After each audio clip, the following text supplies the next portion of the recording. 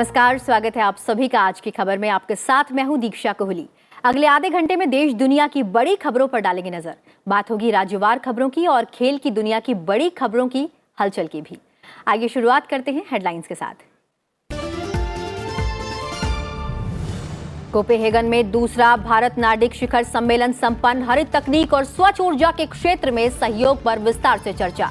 व्यापार, निवेश और तकनीकी साझेदारी बढ़ाने पर प्रधानमंत्री नरेंद्र मोदी का जोर। रूस यूक्रेन युद्ध और हिंद प्रशांत की स्थिति पर भी मंथन। करीब 4.25 साल के बाद रिजर्व बैंक ने बढ़ाई नीतिगत दरें। रेपो में 0.4% की वृद्धि। नकद आरक्षित अनुपात बढ़ाकर हुआ 4.5%। गिरावट के साथ बंद हुआ शेयर बाजार। आम निवेशकों के लिए खुला एलआईसी का 21,000 करोड़ रुपए का आईपीओ। पहले ही दिन 65% इशू बुक। कर्मचारियों का रिजर्व कोटा 112% सब्सक्रिप्शन के लिए 9 मई तक खुला रहेगा आईपीओ। श्रीलंका में प्रधानमंत्री राजपक्षे के खिलाफ अविश्वास प्रस्ताव। महिंद्रा राजपक्षे पर संवैधानिक दायित्वों का पालन नहीं करने का आरोप। आर्थिक बदहाली के दौर से गुजर रहा देश। और उत्तर भारत में मौसम का बदला मिजाज। उत्तराखंड में बारिश को लेकर येलो अलर्ट जारी। दिल्ली एनसीआर में बूंदाबांदी से लोगों को गर्मी से राहत। केरल में भारी बारिश की आशंका।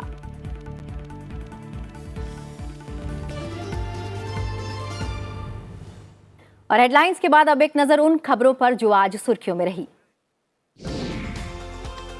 राष्ट्रपति रामनाथ कोविंद ने असम सरकार से बोडो भाषा और साहित्य के प्रचार प्रसार और विकास के लिए हर संभव प्रयास करने का आह्वान किया है।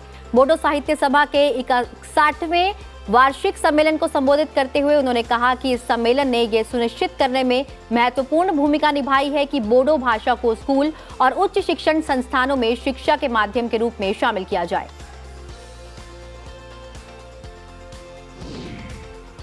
स्कूली शिक्षा के माध्यम के रूप में बोडो भाषा के प्रयोग को स्वीकृति दिलाने तथा उच्च शिक्षा में बोडो भाषा को स्थान दिलाने जैसे प्रयासों में बोडो साहित्य सभा ने अग्रणी भूमिका निभाई है। आप लोगों के प्रयास के फलस्वरूप बोडो भाषा को असम राज्य की एसोसिएट ऑफिशियल लैंग्वेज का दर्जा भी प्राप्त हुआ है।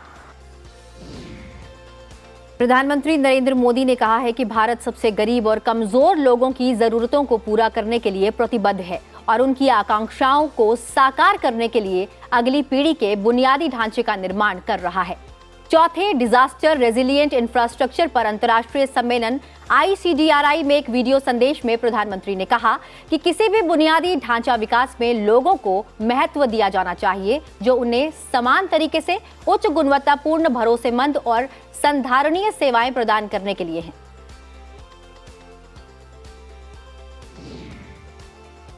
To make our future resilient, we have to work towards a resilient infrastructure transition, which is the primary focus of this conference.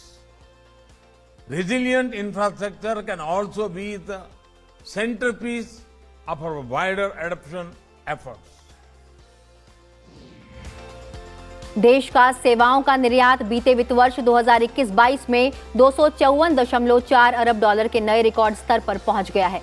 वाणिज्य मंत्रालय के मुताबिक मार्च में सेवा निर्यात 26.9 अरब डॉलर रहा, जो किसी एक महीने का सर्वकालिक उच्च स्तर है। मंत्रालय के मुताबिक दूरसंचार, कंप्यूटर और सूचना सेवाओं के साथ अन्य कारोबारी सेवाओं और परिवहन ने सेवा निर्यात को रिकॉर्ड स्तर पर पहुंचाने में योगदान दिया है। सरकार ने जून में समाप्त होने वाले फसल वर्ष 2021-22 के लिए गेहूं उत्पादन के अनुमान को 5.7% घटाकर 10.5 करोड़ टन कर दिया है। पहले गेहूं उत्पादन 11 करोड़ 13 लाख टन रहने का अनुमान लगाया गया था। अनुमानों में कमी के लिए गर्मी की जल्द शुरुआत को प्रमुख वजह बताया गया है। नौसेना प्रमुख एडमिरल आर हरि कुमार ने नौसैन्य कर्मियों को इस साल के वीरता और विशिष्ट सेवा पदकों से सम्मानित किया। दक्षिणी नौसेना कमान में आयोजित नौसेना पुरस्कार समारोह के दौरान वीरतापूर्ण कार्य, नेतृत्व, पेशेवर उपलब्धियों और उच्च स्तरीय विशिष्ट सेवा का प्रदर्शन करने वाले 34 कर्मियों को पदक प्रदान किए गए। चंद्रमा और मंगल पर मिशन भेजने के बाद इसरो अब शुक्र की कक्षा में भेजने के लिए एक अंतरिक्ष यान तैयार कर रहा है। ताकि ये अध्ययन किया जा सके कि सौर मंडल के सबसे गर्म ग्रह की सतह के नीचे क्या है और इसे घेरे सल्फ्यूरिक एसिड के बादलों के नीचे का रहस्य क्या है। इसरो के अध्यक्ष एस सोमनाथ ने विंसियन साइंस पर हुई बैठक को संबोधित करते हुए कहा कि शुक्र मिशन के लिए परियोजना रिपोर्ट तैयार की गई है। देश में एक दिन में कोविड-19 के 3,205 नए मामले सामने आए हैं। वहीं उपचाराधीन मरीजों की संख्या भी बढ़कर 19,509 पर पहुंच गई है, जो कुल मामलों का 0.05% है। कोविड मरीजों के ठीक होने की राष्ट्रीय दर 98.74% है।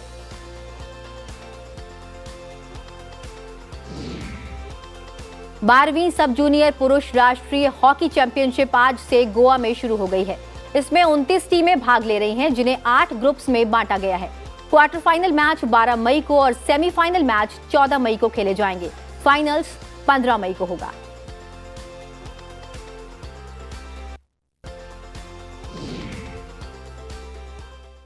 और अब खबरें विस्तार से। कोपेनहेगन में दूसरा भारत नार्डिक शिखर सम्मेलन आज संपन्न हुआ। सम्मेलन में प्रधानमंत्री नरेंद्र मोदी ने कहा कि भारत और नार्डिक देश बहुत कुछ हासिल कर सकते हैं और वैश्विक समृद्धि और सतत विकास में योगदान भी कर सकते हैं। ये सम्मेलन मुख्य रूप से महामारी के बाद आर्थिक सुधार, जलवायु परिवर्तन और नवीनकरणीय ऊर्जा में सहयोग पर केंद्रित था। प्रधानमंत्री नरेंद्र मोदी ने नार्डिक देशों के 5 प्रधानमंत्रियों के साथ शिखर वार्ता में व्यापार, निवेश और तकनीक में साझेदारी बढ़ाने की अपील की। नार्डिक देश खासतौर पर हरित ऊर्जा और हरित तकनीक के क्षेत्र में निवेश करना चाहते हैं और प्रधानमंत्री नरेंद्र मोदी ने भरोसा दिलाया कि दोनों एक दूसरे के पूरक बनेंगे। भारत और नार्डिक देश स्वास्थ्य और डिजिटल तकनीक के क्षेत्र में भी एक दूसरे का सहयोग करने की रूपरेखा पर काम करेंगे। भारत और नार्डिक प्रधानमंत्रियों ने रूस यूक्रेन युद्ध की स्थिति पर भी चर्चा की और हिंद प्रशांत में संतुलन कायम रखने की रणनीति पर भी जोर दिया। शिखर सम्मेलन में प्रधानमंत्री नरेंद्र मोदी के अलावा डेनमार्क, फिनलैंड, नॉर्वे, स्वीडन और आइसलैंड के प्रधानमंत्री भी शामिल हुए। 3 clusters which ran common to the Nordic Summit entire discussions. One is the need to combine the skill capabilities in Nordic countries with the scale of India. 2, clean and green growth solutions. And 3, to forge new innovation partnerships. Bharat Nordic शिखर सम्मेलन में शामिल होने से पहले प्रधानमंत्री नरेंद्र मोदी ने कई देशों के अपने समकक्षों से भी मुलाकात की। इस दौरान आपसी हितों से जुड़े मुद्दों पर भी चर्चा हुई। प्रधानमंत्री ने डेनमार्क के कोपेनहेगन में आइसलैंड की प्रधानमंत्री कैटरीन से प्रतिमंडल स्तर की बैठक की और दोनों नेताओं ने विशेष रूप से भूतापीय ऊर्जा, समुद्री अर्थव्यवस्था, आर्कटिक नवीकरणीय ऊर्जा, मत्स्य पालन, खाद्य प्रसंस्करण, डिजिटल विश्वविद्यालयों समेत शिक्षा और संस्कृति के क्षेत्र में आर्थिक सहयोग को और मजबूत करने के तरीकों पर चर्चा की। वहीं प्रधानमंत्री नरेंद्र मोदी ने कोपेनहेगन में नॉर्वे के प्रधानमंत्री जोनास गेहर स्टोर से दोनों देशों के बीच द्विपक्षीय संबंधों को मजबूत करने और विकास सहयोग को बढ़ावा देने की बैठक की। इस दौरान दोनों नेताओं ने द्विपक्षीय संबंधों पर विचार का आदान प्रदान किया। नॉर्वे भारत की हाल ही में घोषित आर्कटिक नीति का एक प्रमुख स्तंभ भी है। 4 Nordics leaders started with his first meeting with his counterpart from Norway, where the principal focus of discussion and partnership was on 1, blue economy and its various facets, renewable energy, in particular cooperative possibilities in the field of hydroelectric and green hydrogen. प्रधानमंत्री ने Sweden की प्रधानमंत्री मैग्डलेना Anderson से भी मुलाकात की।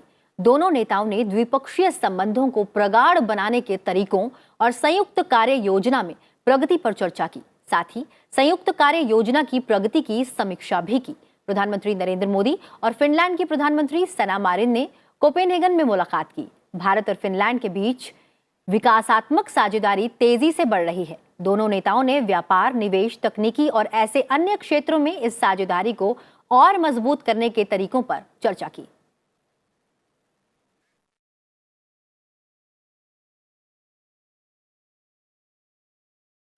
और इस पर अधिक जानकारी के लिए हमारे साथ बने हुए हैं हमारे सहयोगी अखिलेश सुमन। अखिलेश, कोपेनहेगन में दूसरा भारत नार्डिक शिखर सम्मेलन संपन्न हो गया है। भारत के लिए ये सम्मेलन किन मायनों में अहम रहा? देखिए दीक्षा, ये सम्मेलन अहम इसलिए है कि ये जो नॉर्डिक देश है, 5 नॉर्डिक देश, लोकतंत्र के हिसाब से देखें तो बहुत ही मजबूत लोकतंत्र है इनका और कल्याणकारी अर्थव्यवस्था है इनकी, जिसके कारण इनके पास काफी बड़ा पेंशन फंड है और सॉवरेन फंड है, जिनके निवेश की संभावना ये पूरी दुनिया में तलाशते रहते हैं।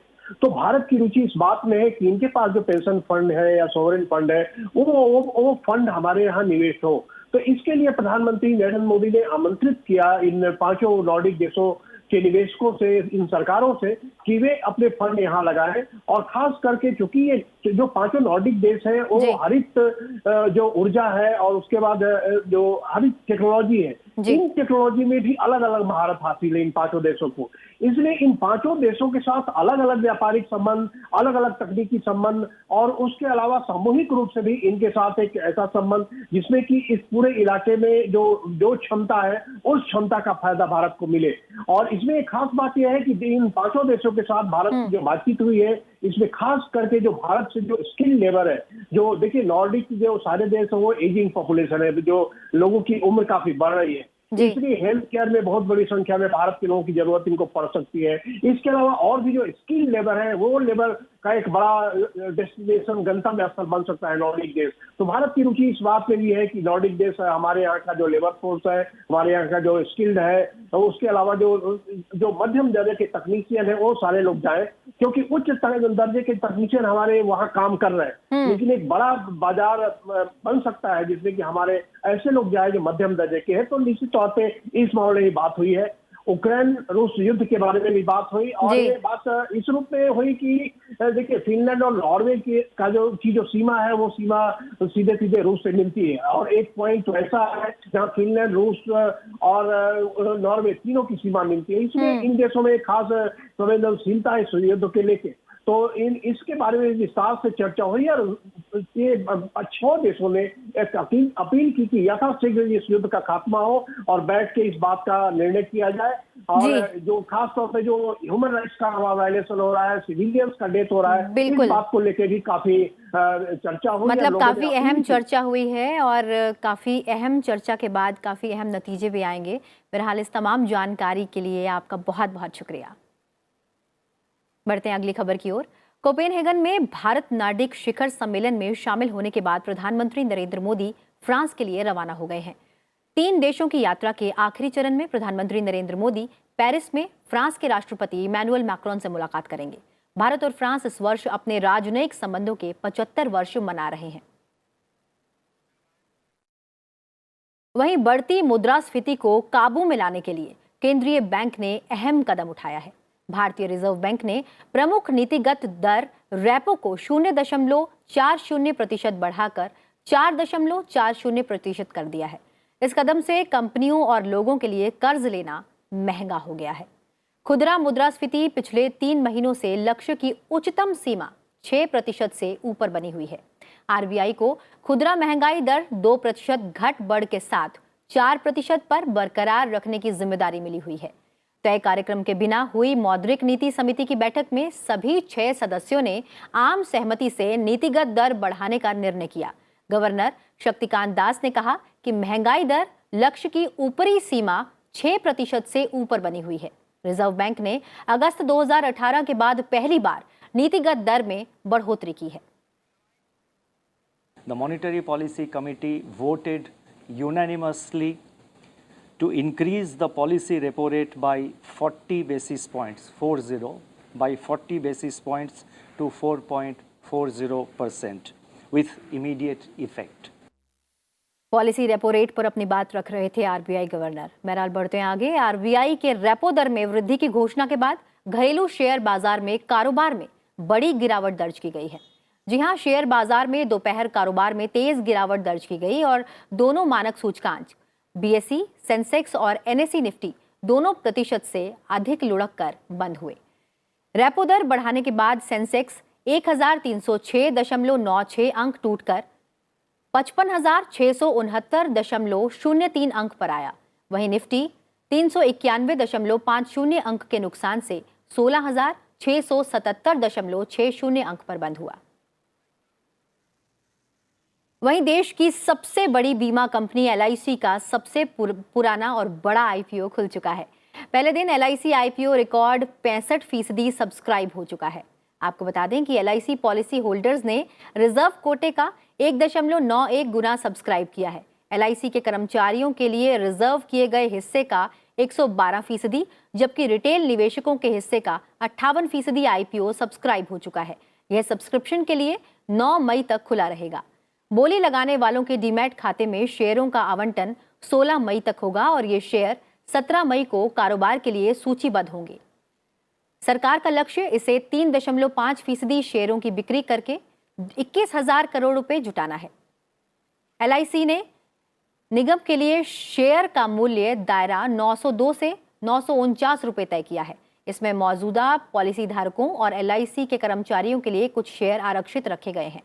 खुदरा निवेशकों और पात्र कर्मचारियों को 45 रुपए प्रति शेयर और पॉलिसी धारकों को 60 रुपए प्रति शेयर की छूट दी गई है। हिंदी समाचार आज की खबर को आप टेलीविजन के अलावा संसद टीवी के सोशल मीडिया प्लेटफॉर्म्स पर भी देख सकते हैं।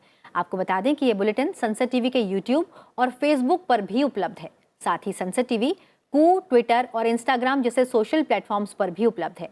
आप संसद टीवी की आईडी को फॉलो कर सकते हैं और उस पर अपने सुझाव भी दे सकते हैं। और फिलहाल वक्त हो चला एक छोटे से ब्रेक का। ब्रेक के बाद समाचार राज्यवार, साथ ही नजर डालेंगे अंतर्राष्ट्रीय खबरों पर भी। आप बने रहिए संसद टीवी के साथ।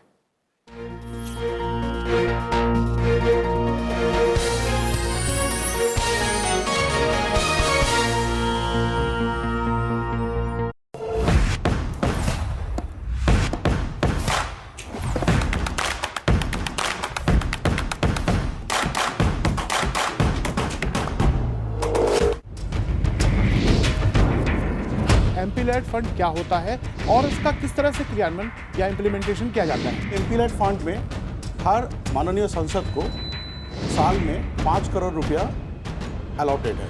ये फंड एमपी महोदय लोकल एरिया डेवलपमेंट के लिए यूज करते हैं।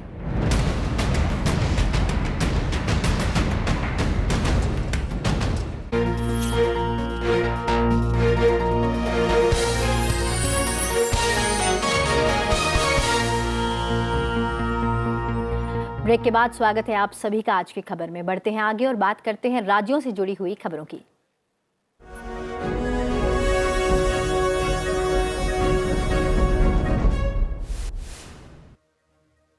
केंद्रीय गृह मंत्री अमित शाह कल पश्चिम बंगाल के 2 दिवसीय दौरे पर जाएंगे।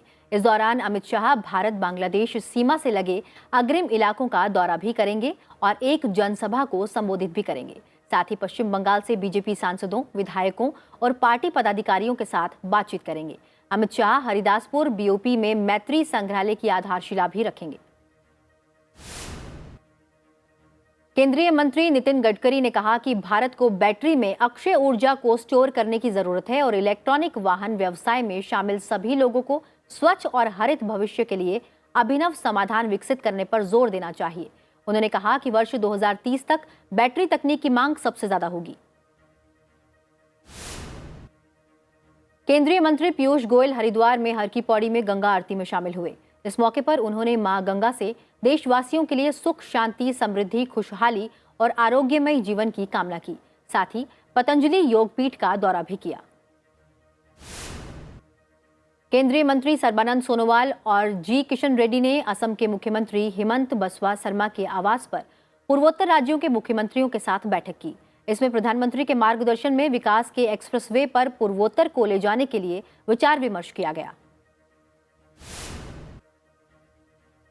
ओडिशा के मुख्यमंत्री नवीन पटनायक ने कालिया योजना के तहत 40 लाख किसानों के खातों में 804 करोड़ रुपए भेजे हैं। नवीन पटनायक ने कहा कि किसानों ने देश भर में खाद्य सुरक्षा में महत्वपूर्ण भूमिका निभाई है और ऐसे में सरकार उनके साथ है। साथ ही उन्होंने कृषि में सुधार के लिए कालिया सब्सिडी का उपयोग करने की सलाह दी है।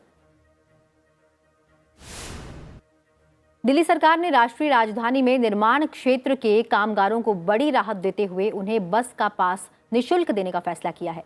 उप मुख्यमंत्री मनीष सिसोदिया ने एक कार्यक्रम में कुछ कामगारों को बस पास दिए। सरकार ने 10 लाख पंजीकृत कामगारों को 600 रुपए भी दिए हैं। गुजरात के मुख्यमंत्री भूपेंद्र पटेल ने भावनगर के 299 वर्ष पूरे होने के अवसर पर आयोजित एक कार्यक्रम भावनगर कार्निवल 2022 में शिरकत की। इस मौके पर मुख्यमंत्री ने भावनगर के समग्र विकास की प्रतिबद्धता दोहराई। महाराष्ट्र नवनिर्माण सेना के अध्यक्ष राज ठाकरे ने प्रेस कॉन्फ्रेंस कर कहा कि जब तक सभी मस्जिदों से लाउडस्पीकर नहीं उतर जाते, यह अभियान जारी रहेगा। उन्होंने कहा कि यह धार्मिक मुद्दा नहीं है, एक सामाजिक मुद्दा है। अगर वो अड़े रहेंगे तो हम भी धर्म का पालन करेंगे। इस बीच महाराष्ट्र पुलिस ने इस मामले में एमएनएस के 250 से अधिक कार्यकर्ताओं को हिरासत में भी लिया है। अमरावती सांसद नवनीत राणा और उनके पति विधायक रवि राणा को मुंबई सत्र अदालत ने शर्तों के साथ जमानत पर रिहा कर दिया है। कोर्ट ने कहा है कि वे इस तरह का अपराध दोबारा नहीं करेंगे। वहीं इस मुद्दे पर मीडिया से भी बात नहीं की जाएगी। इसके अलावा गवाह और सबूतों से छेड़छाड़ नहीं की जाएगी। जोधपुर में दंगों के बाद कर्फ्यू जारी है। इस मामले में अब तक 141 से ज्यादा लोगों को गिरफ्तार किया जा चुका है और 13 एफआईआर दर्ज की गई हैं। वहीं मुख्यमंत्री अशोक गहलोत ने साफ कर दिया है कि हिंसा के मामले में कोई समझौता नहीं किया जाएगा। कहीं तनाव होगा तो कानून के मुताबिक कार्रवाई की जाएगी। बढ़ते हैं अगली खबर की ओर। जम्मू कश्मीर के रामबन जिले में भूस्खलन से इस्पात सुरंग के क्षतिग्रस्त हो जाने के कारण जम्मू कश्मीर राष्ट्रीय राजमार्ग को यातायात के लिए बंद कर दिया गया है। राजमार्ग के बंद होने से सैकड़ों की संख्या में वाहन फंस गए हैं। भूस्खलन से पंथियाल में इस्पात सुरंग क्षतिग्रस्त हो गई है। बात तिब्बत सीमा पुलिस के जवानों ने आगामी अंतर्राष्ट्रीय योग दिवस से पहले सिक्किम में 17,000 फीट की ऊंचाई पर एक योग सत्र का आयोजन किया। इसका वीडियो और फोटो आईटीबीपी ने खुद ट्वीट किए हैं।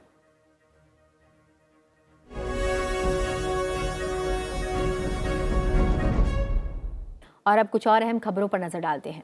उपराष्ट्रपति एम वेंकैया नायडू ने कहा है कि स्वतंत्रता संग्राम के हमारे कई नायकों को इतिहास की किताबों में वह पहचान और सम्मान नहीं मिला जिसके वे हकदार थे। उन्होंने ऐसा महापुरुषों और महिलाओं के बलिदानों के बारे में लोगों को जागरूक करने का आह्वान किया, जिससे नई पीढ़ी को उनके नक्शे कदम पर चलने और राष्ट्र निर्माण के लिए काम करने के लिए प्रेरित किया जा सके। उपराष्ट्रपति ने ये बात स्वतंत्रता सेनानी और राजनीतिज्ञ हेमवती नंदन बहुगुणा की जीवनी के विमोचन के मौके पर कही। उन्होंने हेमवती नंदन बहुगुणा को निर्भीक और निडर नेता के रूप में बताया और उनकी प्रशंसा की, जिन्होंने गरीबों और दलितों के लिए काम किया।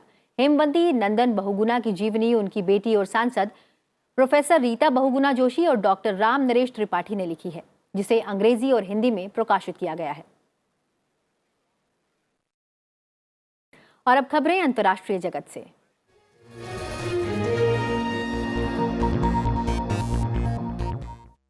श्रीलंका के मुख्य विपक्षी दल ने प्रधानमंत्री महिंद्रा राजपक्षे और उनके मंत्रिमंडल के विरुद्ध अविश्वास प्रस्ताव जारी किया है।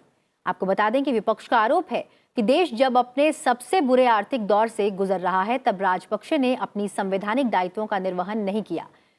साजिद प्रेमदासा के नेतृत्व में यूनाइटेड पीपल्स फोर्स पार्टी के एक समूह ने प्रस्ताव पेश किया और संसद के अध्यक्ष महिंद्रा यापा अबेवर्देना से अविश्वास प्रस्ताव पर मतदान कराने की मांग की।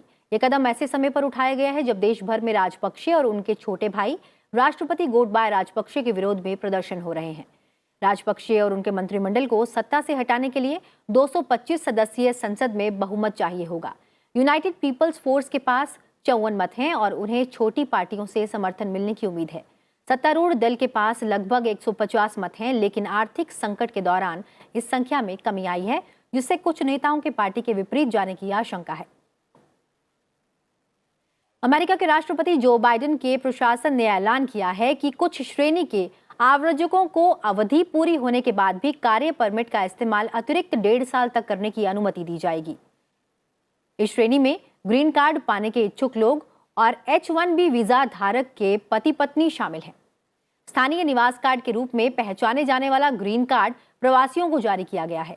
एक ऐसा दस्तावेज है जो इस बात को प्रमाणित करता है कि धारक को अमेरिका में स्थायी रूप से रहने का विशेषाधिकार दिया गया है।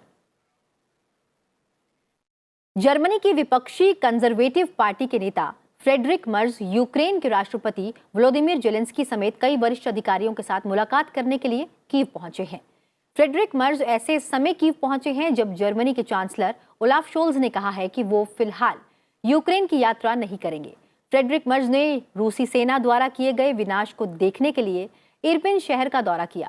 गोलाबारी में क्षतिग्रस्त हुई इमारतों के बाहर मर्ज ने इरपिन में रूसी आक्रमण का मुकाबला करने के लिए यूक्रेनी सेना की सराहना की और शहर के पुनर्निर्माण में मदद करने का संकल्प जताया। अमेरिका ने यूक्रेन को $3 अरब से अधिक की सुरक्षा सहायता भेजी है। अमेरिका के राष्ट्रपति जो बाइडेन ने कहा कि ये पैसा स्वतंत्रता और लोकतंत्र की रक्षा में प्रत्यक्ष निवेश है। वहीं यूरोपीय आयोग की नेता ने 27 सदस्य देशों वाले यूरोपीय संघ से मांग की है कि रूस से होने वाले तेल की आयात पर रोक लगा दी जाए। यूरोपीय आयोग की अध्यक्ष उर्सुला वॉन डेर लेयन ने प्रस्ताव दिया है कि रूस के सबसे बड़े बैंक स्पर बैंक और 2 और प्रमुख बैंकों को अंतर्राष्ट्रीय बैंकिंग भुगतान प्रणाली स्विफ्ट से अलग थलग कर दिया जाए। हालांकि उन्होंने ये माना कि इस प्रस्ताव पर सभी 27 देशों को राजी करना आसान नहीं होगा। और अब बात मौसम के बदलते मिजाज की। दिल्ली एनसीआर में बारिश से लोगों को भीषण गर्मी से राहत मिली है। वहीं उत्तर भारत के कई राज्यों को कुछ दिनों तक हीट वेव से राहत मिलने की भी उम्मीद है।